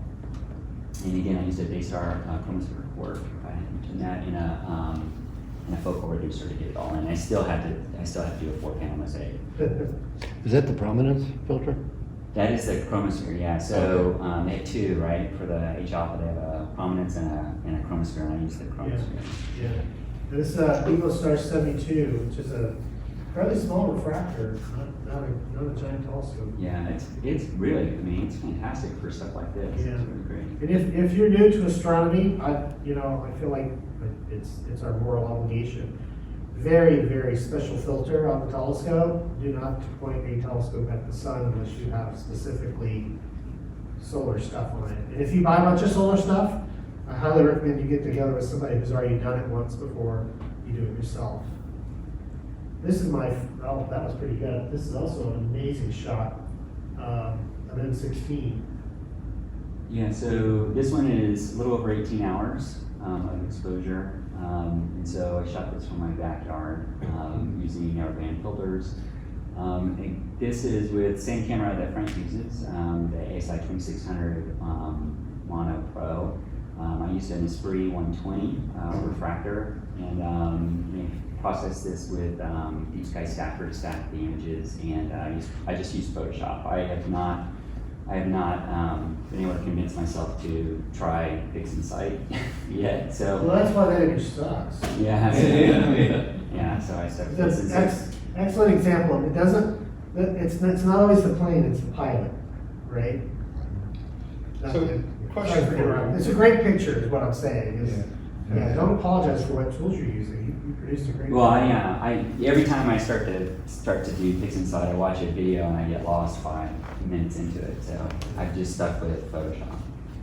There's no reason to switch. So when you say you shot this for 18 hours, obviously there's not 18 hours in a night. Are you doing this over multiple nights? I am. So we had a fantastic stretch of weather in early May. That's when everybody was posting their photos, and it was And so I shot this over 6 consecutive mornings from about 1:30 a.m. to 5:30 a.m. And so, yeah, so I just shot, I always try to shoot oxygen 3 when the moon's not out, so I sort of time it. So I do oxygen, and then I do sulfur, and then I do hydrogen, or, depending upon, what phase the moon's in. I don't recall those particular span of nights how I shot it, but essentially that's what I do. I typically do it one filter at a time, and sometimes it takes, weeks or months because the timing's not right with where the moon is and stuff like that for whatever filter I want to shoot. So sometimes I got really fortunate and able to produce a photo like that in 6 days. Sometimes it'll take a couple months because I'll shoot oxygen on 3 different targets, a night, and then I'll shoot sulfur, 3 or 4 different targets, and then whatever. So. If you've ever seen the famous Hubble image called the Pillars of Creation. Yeah. That's this right here. Could I ask some questions? I'm much of a novice on astrophotography. That's why we're here. Do you need to have a moon's night for this? You said the moon could have been out, right? Yes. And what is your ambient lighting condition or your Bortle number for your observing site? So I'm like Bortle 8, right? Bortle so 8? I'm Gee in Winter whiz. Park, yeah. Park? I'm like a mile from Park Ave, yeah. So I'm like, So yeah. what he's doing is what's called narrowband imaging. Yeah. He's actually filtering, when you're taking an image through those, what he said, hydrogen alpha, sulfur 2, and oxygen 3, you're Yeah. looking at very small bands in the spectra of the image. Okay. So unfortunately with LED technology, it's getting worse. But with a lot of like older, especially halogen bulbs, and that you can filter all that out using those narrowband filters. So it doesn't really matter. You could be in New York City and still take images like this. But like you said, sulfur 2 is a little bit, and oxygen 3, there's a little bit of that light from the moon. So you get less photons collected from that. So there are a little bit of more strategies, but you don't have to necessarily be in a dark sky to capture this. Now, of course, if you're trying to photograph a galaxy, which is primarily a broad spectrum image, you won't have as much luxury of doing this unless you're doing like H alpha to capture the starburst nebulae in the galaxy and attach that to what's called an RGB image, red, green, blue, broad spectrum image.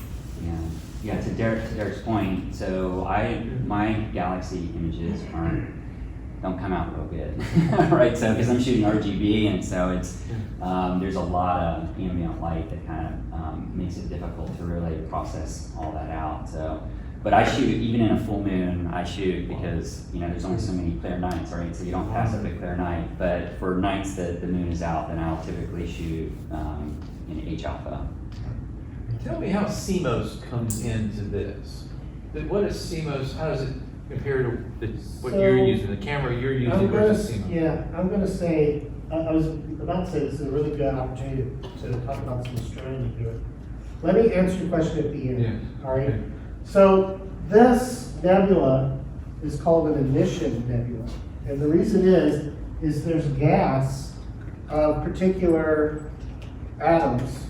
And those atoms get energized by the star, they get heated up. And so the electrons move out, and then they fall back, and they emit a particular wavelength of light. So I was talking about photons, light being photons. Here we're going to talk about light being a wave. So hydrogen gas in this nebula is emitting a very specific wavelength of light. It's very pink, kind of like pink bubble gum. And when we talk about narrowband filters, he's got a filter that only lets just that pink light through. Nothing else comes through. Only the hydrogen light comes through that filter. And he gets a monochrome image, a black and white image, that shows the pattern of where the hydrogen is. It's a hydrogen detector. It shows a map of where all the hydrogen is in this nebula. And then he'd use another one that detects ionized oxygen. And that gives him a map of where that is. And so on. And then you map those to different colors and you make a colored image. And so this is not, it's not how it would look if your eyes were the size of a football field, but it is a color map of the distribution of different atoms that are in that nebula. There's oxygen and hydrogen and sulfur that he detected with his camera on Earth from that astronomical object. This is This is beautiful, but it's real science too. He detected oxygen in outer space. All right, how cool is that? It doesn't matter if you have a CCD or a CMOS sensor. What's important is it's not a color sensor. So it doesn't have the color pattern on top of the sensor. It's a monochrome black and white sensor, and you can put the special filters in front of that black and white image sensor that only lets through the hydrogen, only lets through the oxygen, and so on. And so, in a sense, CCD and CMOS, they do the same thing. They've got little buckets that collect photons and turn them into electrons, at the risk of oversimplifying. And in the past, CCD did a much better job of that, and we're getting to the point now to where most modern, some of the newer CMOS sensors are doing a better job than the CCDs did, and of course they're only going to get better. And who knows what they may invent 10 years from now that'll make CMOS obsolete. Wow. Okay, good. Good.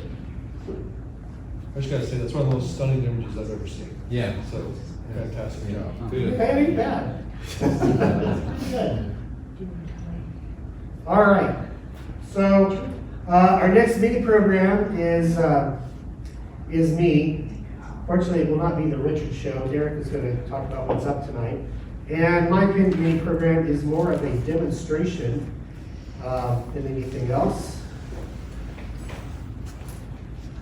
So as I talked about, we were talking about informally at the beginning of the thing. I'm a software developer by trade, and I worked in the astronomy business for a long time. And I recently went back to high tech for my day job, but at nights and on weekends, I'm still doing astronomy software, but now I'm doing my own thing. I haven't been doing it very long, so I don't have a lot to talk about yet. But I have my first cross-platform app sponsored by Skywatcher USA. So they paid to have their logo on this. It was actually their idea to develop this. But ScopeWizard runs on PC and Mac and on iPhone and on Android, and it's free. So like I said, I don't work for free. I have bills to pay. But it is sponsored by Skywatcher, and so it is free to you. It doesn't cost you anything. You can look it up on the App Store, the Apple App Store. You can look it up on the Google Play Store. And if you want to on Windows, I'll show you the URL. You have to download that from my website. But the genesis of this was they do a weekly webcast, and every now and then they pull up this spreadsheet, this Excel spreadsheet. And I'll talk about things like how much more light does a 10-inch telescope collect than an 8-inch telescope? Or what's the magnification if I use this eyepiece in this telescope? And so there's a lot of just very simple astronomical math tools that every amateur astronomer needs to have available. And they're like, hey Richard, do you think you could recommend somebody that could make this for us? We want it on the iPhone and on the Android and on Windows. And it was like, I really don't know anybody who does all those platforms that would not be prohibitively expensive. And eventually I said, fine, I'll do it. And so here it is, Scope Tools. And I can't see it here at noon, so I'm going to have to look up here while I do it. But you can, like, for example, pick a telescope, or you can put in a number. This is going to be harder than I thought it would be. So let's say my aperture is 150. I've got a nice 6-inch telescope, and the focal length of my eyepiece. Oh, another focal length. Sorry. Let's do this a different way. Let's pick it. Come on. It's really hard when yeah. How does that work? And I should have brought my mouse.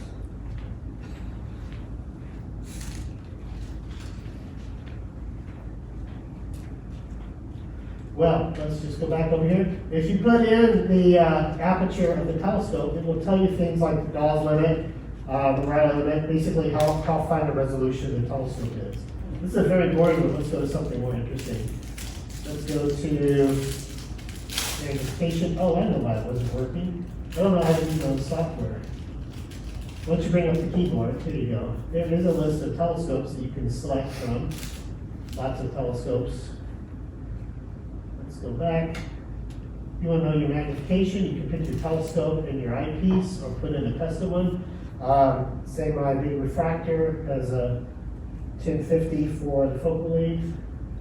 And okay, so I'm done. And then I put in my 24 millimeter eyepiece. My magnification is going to be 44x.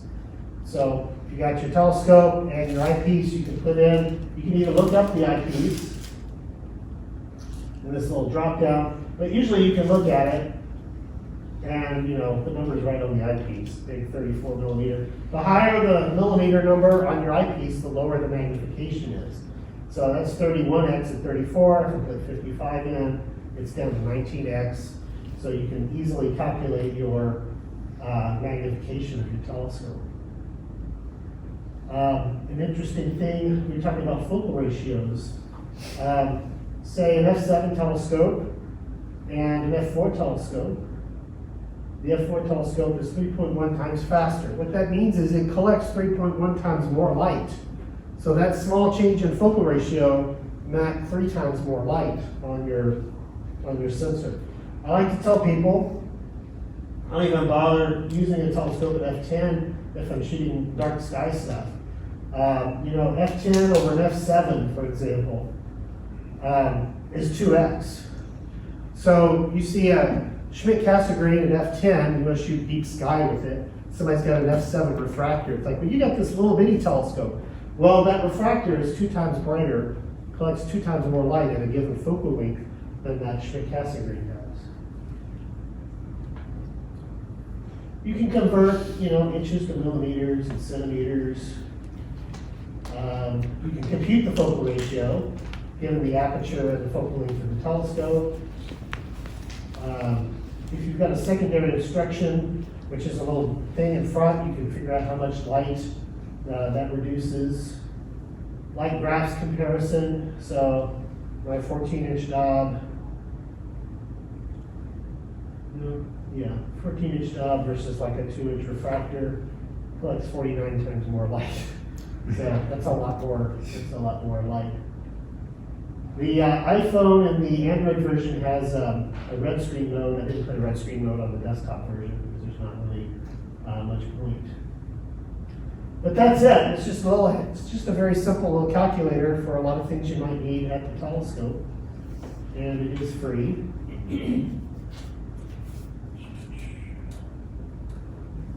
Switch back. You can, well, what is this?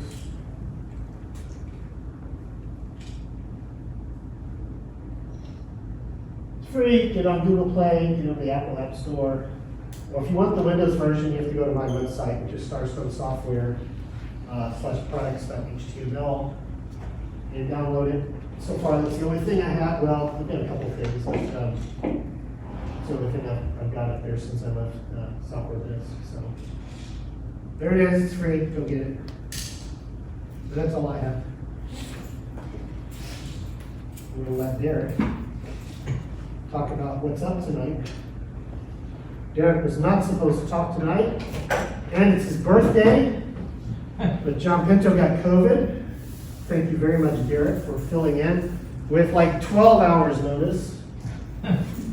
So I appreciate it. Turning on my mouse. Happy birthday. All right, thank you.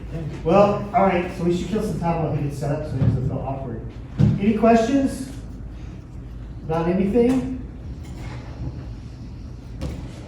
What time in the morning should we look for Mercury? I know they say before dawn. That's, I will answer that question in my program. well, okay. All right, any other questions? I have an oddly specific question about the EOS RA. Yeah. Just because I saw that you use one and I have one. I had heard that, and I've experienced this, I have pattern noise that I have a hard time getting out, specifically banding, that I have a hard time processing out. And what I had read online is that it had, and this could be completely, remember I read it online, so. Must be true. I had read that It was on Facebook. has something to do with the Canon software, and when you use a higher ISO, like 600, 700, 800, then that pattern noise is diminished somewhat, and it's easier to process out. But for some reason, just with Canons, and specific to the newer models, like the R models, that the pattern noise can be sort of minimized. I've experienced that with my other Canons. I've been using Canon since the film days. And I have experienced that with the digital camera, like my older digital Canons, where the dark pattern noise was quite intrusive, and you would have to turn up the ISO. And what that was doing is they were using sensor gain versus a digital multiplier, and so the sensor gain would get that above the pattern noise when it read out, which is a real geeky way to explain why that's happening. On the RA, I don't really see that much for Nightscapes. I've used the RA a few times on a telescope. I'm not happy with it on a telescope. It's too warm in Florida. I would much rather put a cooled color camera on it. It's just too noisy for deep sky, long exposure stuff. They make cooled cameras. Derek's got a cooled DSLR. There are aftermarket add-ons for it. You can buy them modified to where they're cooled. But I find the RA works best for Nightscapes versus anything else. And I'll usually go ahead and shoot at 16 or 3200 just so I can get a good preview on the lens. You don't need that much dynamic range for a night sky. You're not getting bright stars and faint nebulosity. So I don't mind that I'm losing some dynamic range. It's just more convenient to shoot that way. Gotcha. And so, yeah, I don't see the pattern noise much when I do that. Okay. Yeah, I've probably been using it inappropriately because I'll shoot 3-4 minutes with like a red cat or something, and then you throw on like a narrowband filter, and next thing you know, it's when you start. Yeah, and I've done a bit of that. I've come to where I'll even put a cooled CMOS or cooled CCD even on a camera lens now. That said, I'm about to go to the Grand Canyon in a couple weeks, and I plan to do a lot of Nightscapes, but I'm probably only going to do 30 seconds or less exposure with that camera. Also, keep in mind with the DSLR, you're using a Bayer matrix with a narrowband, so you're cutting your pixels even more. Right. So you're only taking a very small percentage. So narrowband is only really, the best way to narrowband is obviously with a mono camera where you can collect all the pixels from all the photons. Yeah. And you're not cutting out so you're also developing problems with that, with the lattice structure, because you're only collecting so much signal. Yeah, that's a really good point. I mean, because when I shoot from my backyard, I have to put like an L-extreme filter or something, otherwise, you know what I mean? Yeah. And that's when it's so bad that you can't do it. You just can't. I can't shoot. All right, well, so here we are. So yeah, I'm going to just go through a real quick. I mean, obviously the planetarium is a much better environment to do this kind of stuff, but we're going to talk a little bit about what you can see in the night sky this time of year. So we're entering the summer months here in the Northern Hemisphere. As you remember from my program I gave last month, Skies Down Under, was it last month? Or was it last month? Yeah. It was last month. And talking about how, obviously it's winter for them. But essentially, we are entering our summer months, so we're entering the time when we're going to see primarily the constellations we see during the summer time here in the Northern Hemisphere. So what was meant, right now, of course, we're facing south. The time right now is about 10:30. The problem with summertime, as you know, is that the sun doesn't set until very late in the night. But of course, when it comes to astronomy, astronomical twilight is where you really truly begin your observing, because you want to make sure you have the least amount of sun or least amount of or the most amount of darkness as you want. So I set up to about 10:30. That's essentially when you're at true darkness, and we can actually observe appropriately. Of course, it's going to get worse as we get closer to the summer solstice, which is in a few more weeks. But what I'm going to do here is I'm going to go ahead and turn on the labels and the lines here. So one of the things that we're going to notice first is we're going to see facing south is the constellation of Centaurus. Remember that from the previous program I gave last month if you're here. For those that weren't, we talked about in the southern hemisphere, this constellation Centaurus is much higher in the sky, almost near zenith, if you're about basically the opposite latitude of what you were here in Central Florida. But of course, this is your primo time to see Centaurus. Like what I was mentioning, we had an image of Omega Centauri. Omega Centauri is very low in the sky over here, right over here. And essentially, this is your optimal time to capture these areas of the sky. So there's actually two objects I want to mention with Centaurus, and that's kind of our main focus for this program. Is let me see, here we go. I wanted to go ahead and talk about Omega Centauri. I think it's actually, is it the Omega Nebula? Is that what's listed in here? No. No? Interesting. It's not actually in Stellarium, which is interesting. Yeah, that's why I was like, well, maybe they use some weird, thing. Okay, well, anyways, you all saw Omega Centauri in that previous image, but let's see if they have Centaurus A. Yeah, they do. It says cluster, Centaurus cluster. Yes. In there. So you can probably click on that. Yeah, I'm gonna, hold on a second. Keep going. There we go. Everything's okay. So yeah, let me get rid of these art pictures here. So yeah, so over here on kind of below the left or the right arm of Centaurus is Centaurus A. This is another object that is really cool to image in this part of the sky. So Centaurus A has this beautiful dust lane that kind of obscures. It's primarily a spiral galaxy, and it's an active radio galaxy, which is kind of why it has that shape.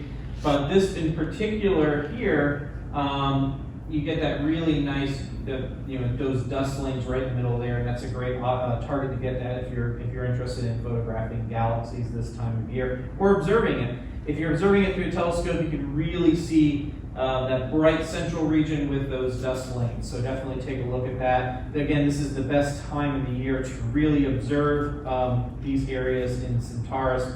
As we get into later in the night, Centaurus begins to kind of start setting this way. And so really, pretty much this time of the year, if you want to get Centaurus in that particular area, this is the best time to observe. Now, if we look over to the west, we're going to see Hydra setting around 10:30.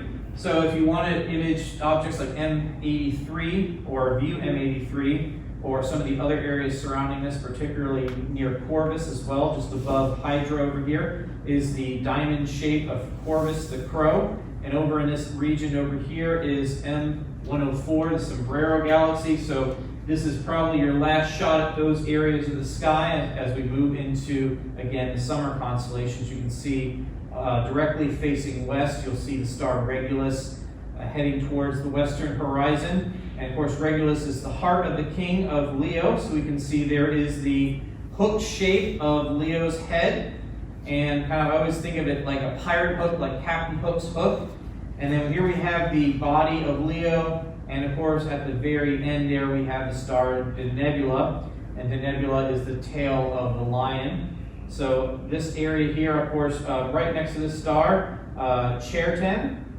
Pretty much we have Zosma and Chertan, these two stars kind of the backside of Leo. If we continue down this way, we'll eventually make our way to the Leo trio. So that's also another group of galaxies that you can observe in this part of the sky. So again, this whole area of the sky, Hydra, Crater, the Cup, Corvus, the Crow, Leo Lion, this is kind of the last hurrah for those groups of stars, as we head into the summer months. Eric? Yes? Which way does the terrace at the Orlando Science Center face? It actually faces, it faces primarily south, yeah. And then you have about pretty much near due east to due west, that part of the So sky. some of Most these- of the north is pretty much obscured by the building. So some of these things we'll be able to look at on Saturday? Yes, so you're going to definitely be able to observe, obviously, if you're going to observe anything at the Science Night Live,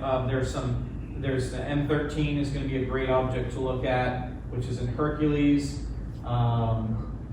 M3, which is in Boetes, that would be probably good.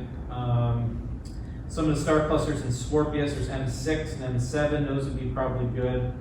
Unfortunately, where the moon will be up, so obviously you're probably going to be mostly observing the moon that night. But I will say that this is kind of a bad time for this because a lot of the objects that are mostly observable this time of year are very faint objects. So Science Center, it may be difficult to look at a lot of these, but M13 would be a great one. Several of the open star clusters in Scorpius would be good, and some of the other star. We'll talk about some of the other star clusters, but the moon's probably going to be the showcase for Saturday night if you help out on that. Sadly, you'll see in a little bit here, actually all the planets that are visible to the unaided eye are going to be visible this month. We're actually going to have a really cool planetary alignment in the early morning. Unfortunately, it happens to be right before sunrise, so for outreach purposes, this is going to be kind of a difficult thing to promote because, again, it's right before sunrise and most people don't want to get up that early. Near the zenith, towards the moon tonight, we can see the constellation of Virgo, the maiden, with the nice bright star Spica. That's the primary Alpha star in Virgo. This whole area of Virgo is part of what we call the Virgo supercluster. There's Mercurian's chain, which you have a lot of the Messier objects found in the kind of upper Messier objects galaxies. Lots of different galaxies we'll look at in this part of the sky. Again, for outreach purposes, unless you're doing a live stacking setup or whatever, it's going to be pretty difficult to view those at a very light polluted environment like the Orlando Science Center, but it would be a fun challenge if you want. But what we're going to do is we're going to head over to the north, because I want to talk about, and this is a lot more difficult using this trackpad, but okay, let me go back. I'm going to go down to the horizon and zoom over here that way. Oh, wrong way. So towards the north, of course, we can see Polaris. All right, so there is our famous star Polaris right here. We can see the Little Dipper or the Little Bear right here, Ursa Minor. Above Ursa Minor, we can see the full extent of Draco, the dragon, right here. And again, it kind of curves around the Ursa Major, the tail of Ursa Major kind of curves around above it, and then kind of comes up with these four, kind of a trapezial head of Draco. And again, there's a lot of really cool galaxy clusters found in this area as well as some other planetary nebulas. But what I want to do is I want to talk about the constellation of Ursa Major right here. Of course, the Big Dipper is one of the more famous parts of the sky. We have the 3 stars for the handle, 4 stars for the cup. And of course, if we're looking for our bear, there's the bear's back leg and his paw, his front leg and his paw, and his head. We have several different galaxies found in here, M82, M81, which is technically part of Canis Venatici, but it's close enough to it. M110, we have, M101, we have M51, the Whirlpool Galaxy, we have the Owl and Hockey Puck Galaxy, a lot of different objects to look at in this area of the sky. But if you can see the handle right here kind of makes an arc shape, and we can actually arc that with right here to a star called Arcturus, which is kind of towards the zenith as well. So you can see there's the tail. It arcs over to the star Arcturus. Kind of zoom out a little bit here. I'm going to try and there we go. You can arc to Arcturus, which is the primary star found in Boötes, the herdsman. So we can see there is our. A lot of people see it as a kite shape because you can see there's the frame of the kite, kind of it's a diamond shape with a tail that kind of comes off of Arcturus. And then if we continue to the below Boötes, we can see this kind of U shape of stars here, which is Corona Borealis, which is the northern crown. Just below Corona Borealis, you will see right over here is the keystone shape of Hercules. And again, right in between these 2 stars right here is M13. So I'm going to go ahead and put that up here. Again, this would be a great object to look at on an outreach event because it is a very bright globular cluster, and it is still very easy to show people because they'll see all those stars. This is one of the largest globular clusters outside of Omega Centauri in the sky, very bright. So this is definitely probably a target that you might want to wow people at an outreach or observe yourself. So, Derek, sorry, which one was that? M13. 13. 13, yeah. M13, the Hercules cluster. Down below here, we can see rising finally in the eastern horizon, southeastern horizon. is the summer triangle of Vega, Deneb, and Altair. These 3 stars make up what's called the summer triangle. And Vega belongs to this constellation of Lyra, the Lyre. Right here we have these 4 stars. Another object that you may want to try for at outreach is in between these 2 stars right here. Kind of you got the Vega, these 4 stars that make another trapezoid. In between these 2 stars at the bottom is there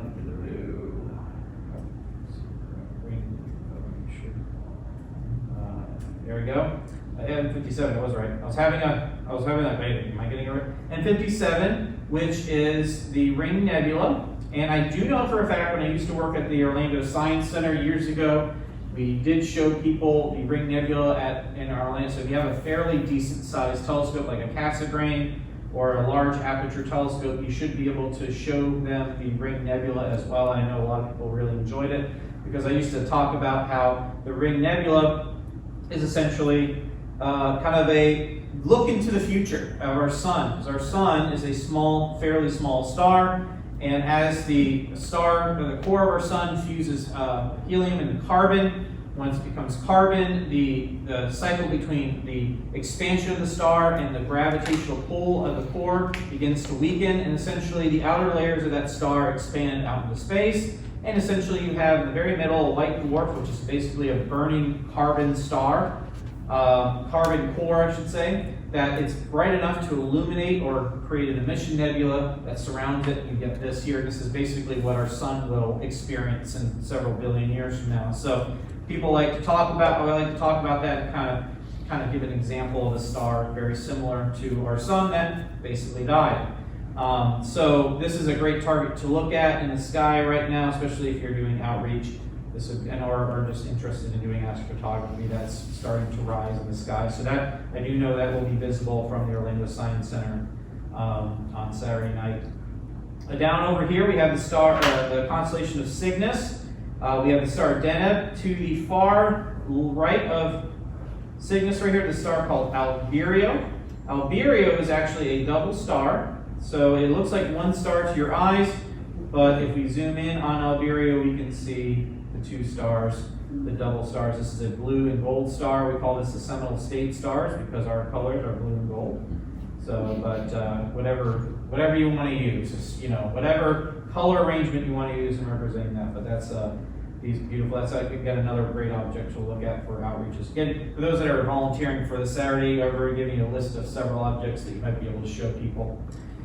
Now, what I'm going to do here, since I'm strapped for time, we're going to go to the later part of the day. We're going to go about an hour before sunrise, and we're going to go ahead in time a little bit because I want to show this really cool event that's going to occur. I'm going to go ahead and get rid of the lines to make it a little easier to see. I'm going to zoom out a little bit. Now, if you're an early riser, you'll see in the in the early morning towards the east, you'll see the planet Venus, and planet Mercury has just risen above the horizon. And from Venus to the right, heading towards south, we have Mars, Jupiter, and then over here is Saturn. So you'll see over the course of the entire month, these planets will become visible.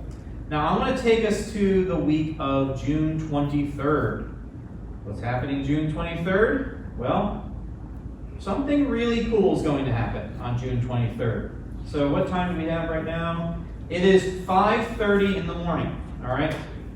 If you get up at 5:30 in the morning, you will see Mercury, Venus, the Moon, Mars, Jupiter, and Saturn in the sky, in their corresponding rank in the solar system. Now, I like to treat the Moon as basically Earth, right? Because, it's our natural satellite. So this is going to be a fantastic opportunity to see all 5 visible planets in the sky in their corresponding rank in the solar system. And of course, you got the sun just below Mercury in the sky. So this is going to be a fantastic opportunity to see that. Now, Mercury is going to be the most challenging object. As you can see here, it's going to be towards the very low in the eastern sky. I think the altitude at this time is, of course, I'm trying to I mean, it's less than 15 degrees in the sky. I know that for a fact. I can't actually find it here because, it's really, you're gonna need a true clear eastern horizon. The best thing to do is to go to the beach, take a drive to New Smyrna or Titusville or someplace where there's a nice clear horizon to catch that mercury. If you have any trees or any buildings in your way, chances are you're not going to be able to see mercury. So this is a great opportunity if you're interested in photographing this. Get out somewhere where you have a nice clear horizon and look up, and you should be able to see all those objects there. And this is going to last for several days. So as you can see, on the 24th, we're going to have a similar event. 25th, similar event. And eventually on the 26th, the moon will be very close to Venus. And during this time, you're going to have a very pretty phase. You can see here, for astrophotographers, you're going to have the Pleiades with a crescent moon and Venus. Now that's going to be a really cool photograph. And so I'm hoping the last week of June, I told my wife already, I'm like, I'm going to be out probably every night till the early morning to try to get this. But the other thing too, that for those that are interested, that time of month as well will be great for photographing the Milky Way as well. So again, during the course of the night, you'll have the Milky Way, central Milky Way out in the sky, and then you'll start to see the Venus and the moon and all that rise in the sky. So again, fantastic opportunity. Again, this is also another great opportunity to get the Pleiades, the Hyades, which is the V shape that makes Taurus's head, and the moon and Venus. This is on the 26th, the morning of the 26th. Not the 26th at night, the morning of the 26th. So this is going to be a very great opportunity. And then I think on the 27th, the moon is going to be very, very close to Mercury, but it's near new moon, so it's going to be a little bit more challenging. So there you have it. So that's our what's up in the night sky this month. The planets are going to be king this month, and hopefully get out and observe that. I don't know if we're going to plan any official observing as the observing chair, but we could try to arrange something. I could try to see if I can find a location that we can meet at. If I find, I'm right now in the process of searching for a good site. So if I do, I will send an email out to Groups.io for anyone who wants to meet me at this location to observe and photograph. So keep your eyes out on emails or messages on Groups.io for that. But any questions before we end? All right. That's all I got. Thank you, Derek. I'll just keep it 12 on. hours, brothers. 50 years of planetary director. I figured you could probably look something out of this topic. All right. Oh, okay. Yeah.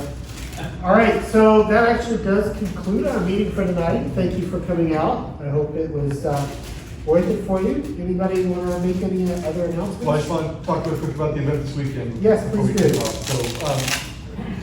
So, sounds like you're registered, are you volunteering or you're just coming to the event?